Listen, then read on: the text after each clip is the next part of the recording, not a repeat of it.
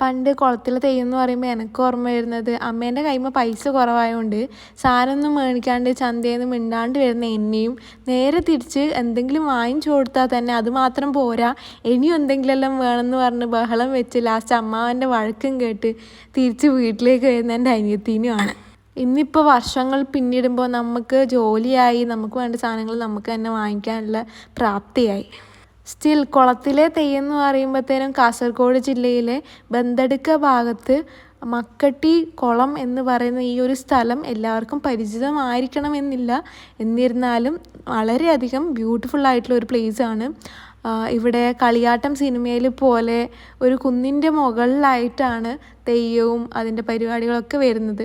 നമ്മൾ തെയ്യം നടക്കുന്ന സ്ഥലത്ത് നിന്ന് ഒരു 200 മീറ്ററോളം ചോറുണ്ണാൻ വേണ്ടിയിട്ട് നടന്നു പോകണം. ബട്ട് സ്റ്റിൽ മക്കട്ടിക്കുളത്തിലെ തെയ്യം എന്ന് പറയുമ്പോൾ കുഞ്ഞുനാളിൽ ഇന്നൊരു സന്തോഷമാണ്, ഒരു കുളിർമയാണ്. അപ്പോൾ ഇന്ന് ഇത്രയേ ഉള്ളൂ. നന്ദി, നമസ്കാരം.